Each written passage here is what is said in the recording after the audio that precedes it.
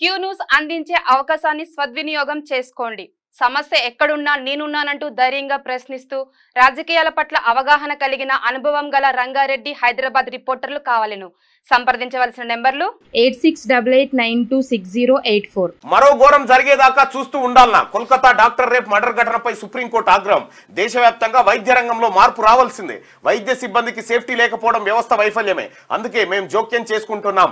డాక్టర్ల భద్రతకు ప్రోటోకాల్ పై task force ఏర్పాటు చేస్తున్నాం. దారుణ నేరం జరిగితే ఆత్మహత్య అని ప్రిన్సిపాల్ చెప్పడం ఏంటి? కేసులో బెంగాల్ సర్కార్ పోలీసుల తీరుపైన సిజేఐ బెంచ్ సీరియస్. కోల్కతాలో మహిళా డాక్టర్పై ఆసుపత్రిలో హత్య జరిగిన ఘటనపై సుప్రీంకోర్టు తీవ్ర ఆగ్రహం వ్యక్తం చేసింది. మరో దారుణం జరిగే వరకు చూస్తూ ఉండబోమని తేల్చి చెప్పింది. రైట్, దయచేసి మార్నింగ్ న్యూస్ చూస్తున్నటువంటి మిత్రులారా, ఈ లైక్ బటన్ని ఖచ్చితంగా మీరు క్లిక్ చేయండి. లైక్ బటన్ని క్లిక్ చేయండి, ఒక క్షణం దానికోసం కేటాయించండి. ఇవాళ పూర్తి స్థాయి వార్తలు నేను శ్యామ్ ఇద్దరమే అందించాల్సి ఉంటుంది, ఎందుకంటే దర్శనన్న లేడు కాబట్టి. దయచేసి ఈ లైక్ బటన్ని క్లిక్ చేయండి. అలాగే ఈ షేర్ బటన్ క్లిక్ చేసి మీ వాట్సాప్ గ్రూప్లలో కూడా ఈ లింక్ను షేర్ చేయాల్సిందిగా మీ అందరికీ రిక్వెస్ట్ చేస్తా ఉన్నాం. ఒక్క క్షణం దానికోసం కేటాయించండి. రైట్గా, దేశవ్యాప్తంగా దవాఖానాల్లో వైద్య సిబ్బందికి భద్రతా సవలతులు లేకపోవడం వ్యవస్థ వైఫల్యమేనని ఆందోళన వ్యక్తం చేసింది. ఈ పరిస్థితిలో మార్పు రావాల్సిందేనని, అందుకే తాము జోక్యం చేసుకుంటున్నామని వెల్లడించింది. ఆసుపత్రుల్లో వైద్య సిబ్బంది భద్రతకు ప్రోటోకాల్ రూపొందించడం కోసం 10 మంది సభ్యులతో నేషనల్ టాస్క్ ఫోర్స్ NTF ను ఏర్పాటు చేస్తున్నట్టు ప్రకటించింది. ఈ టాస్క్ ఫోర్స్ 2 నెలల్లోపు ఫైనల్ రిపోర్ట్ ఇవ్వాలని తెలిపింది. సుప్రీంకోర్టు డైరెక్ట్ ఇన్వాల్వ్ అయిపోయింది కోల్కతా రేప్ ఘటన పైన. సో ఇది ఏది మరో ఘోరం జరిగేదాకా చూస్తూ ఉండాలనా అనేటువంటి వ్యాఖ్యలు చేసి సుమోటోగా కేసు స్వీకరించి దానిపైన సిబిఐ ఎంక్వైరీ జరుగుతూ ఉంది. సో దేశంలో ఉన్నటువంటి డాక్టర్ల పైన ఏది ఒక డాక్టర్ల భద్రత పైన ఒక టాస్క్ ఫోర్స్ కమిటీని వేసి వాళ్ళ భద్రత ఎలా ఉండాలి, వాళ్ళ ప్రోటోకాల్ ఎలా ఉండాలనేది నిర్ణయం తీసుకోబోతా ఉంది సుప్రీంకోర్టు. ఈ ఆదేశాలను పాటించాలని రాష్ట్ర కేంద్ర ప్రభుత్వాలను కూడా సూచించబోతా ఉంది. అయితే దేశంలో డాక్టర్ల భద్రత అనేది చాలా పరిస్థితి ఎంత దారుణంగా ఉందంటే, నిన్ననో మొన్ననో ఈ సిద్దిపేటనో ఎక్కడనో ఒక ఘోరం జరిగింది. ఒక ఆయన యాక్సిడెంట్లో దెబ్బ తాకితే అంబులెన్స్ డ్రైవర్లు అంతా కలిసి వరంగల్లో ఒక హాస్పిటల్కి తీసుకుపోయేది ఉంటే ఇంకో హాస్పిటల్కి తీసుకుపోయి అక్కడి నుంచి యశోదకు రిఫర్ చేస్తే యశోదకు కాకుండా కామినేనికి తీసుకుపోయి కేవలం కమిషన్ కోసమే 5 అంబులెన్స్ డ్రైవర్లను నిన్న అరెస్ట్ చేసిరు.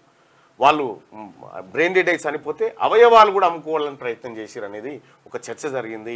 సో ఆ పోలీసులకు థ్యాంక్స్ చెప్పాలి ఆ ముఠాన్ని బ్లాక్ చేసినందుకు. సో ఎక్కడ కూడా డాక్టర్ రిఫర్ చేసి పలానా దవాఖానలో అయితే ట్రీట్మెంట్, ఆ రిఫరింగ్ అంతా ఏంటంటే కమిషన్లే. నీకు ఆడ ఆ పెద్ద దవాఖానలో ₹1,00,000 బిల్లు అయితే నిన్ను ఆడికి జోలినోనికి 20,000 పంపుతారు. 20,000 పంపుతారు. ఇటువంటి దందా బిజినెస్ జరుగుతూ ఉంది. సో ఇటువంటి సందర్భంలో ఏమవుతుందంటే వాస్తవానికి కూడా కొన్నిసార్లు ఈ పక్కకే అంకుర హాస్పిటల్ అని ఉంటుంది. ఇక దాన్ని మించిన హాస్పిటల్ ఇంకోటి లేదు. ఇక దోపిడీలో ఏమి ట్రీట్మెంట్ కాదు, కానీ అందులో ఉంచి తీసుకపోయినందుకు లక్షల బిల్లులు వేస్తూ ఉంటారు. వీడికొచ్చి మొత్తుకుంటూ ఉంటారు పబ్లిక్ అంతా. చాలా హాస్పిటల్స్ పరిస్థితి ఇదే. అందుకోసమే ప్రైవేట్ హాస్పిటల్స్లో జరిగేటువంటి ఘోరాలు నేరాలు ఏవైతే ఉన్నాయో వీటన్నిటికీ ఆ యాజమాన్యాలు కారణమవుతూ ఉంటాయి. కొన్నిసార్లు ఆ డాక్టర్లు ఏం చేయగలుగుతారు? వాస్తవానికి డాక్టర్ నిర్లక్ష్యం కారణంగా చనిపోయినట్టు. కానీ ఏ డాక్టర్ కూడా ఎవరిని చంపాలనుకోడు, ఒకరిని బ్రతికించాలన్న ప్రయత్నమే చేస్తాడు తప్ప చంపాలనేటువంటి ప్రయత్నం చేయడు. సో అట్లా ఇటు పేషెంట్స్కి రోగుల బంధువులకు అవగాహన లేక ఒకటి, రెండోది అటు యాజమాన్యం చేసేటువంటి ఒత్తిడి కారణంగా డాక్టర్లు నలిగిపోయేటువంటి పరిస్థితి ఉంది.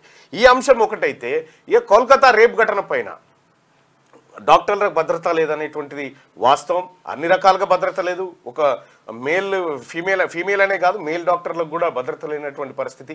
అది అట్లా ఉంటే ఇక్కడ నిన్న మహారాష్ట్రలో మధ్యప్రదేశ్లో ఎక్కడో జరిగింది. మహారాష్ట్ర తానే జిల్లా, తానే పక్కనే ఉంటుంది, ముంబై పక్కనే స్కూల్లో. అక్కడ నర్సు పైన డాక్టర్ అత్యాచారం చేసినటువంటి వార్త నిన్న అదే వచ్చింది. సో ఈ రకంగా మల్టిపుల్గా జరుగుతూ ఉన్నాయి. దీనిపైన ముందే మన కాడ డాక్టర్లు ఉండరు, డాక్టర్లు సరైన ప్రజలకు సరిపడా డాక్టర్లు ఉండరు, ఆ రిక్రూట్మెంట్ ఉండదు. కాబట్టి సో ఈ వైద్య వ్యవస్థను పూర్తిగా ప్రక్షాళన చేయాల్సినటువంటి అవసరం ఉంది.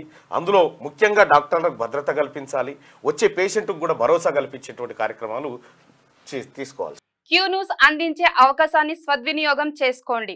సమస్య ఎక్కడున్నా నేనున్నానంటూ ధైర్యంగా ప్రశ్నిస్తూ రాజకీయాల పట్ల అవగాహన కలిగిన అనుభవం గల రంగారెడ్డి హైదరాబాద్ రిపోర్టర్లు కావాలను. సంప్రదించవలసిన నెంబర్లు 8688926084.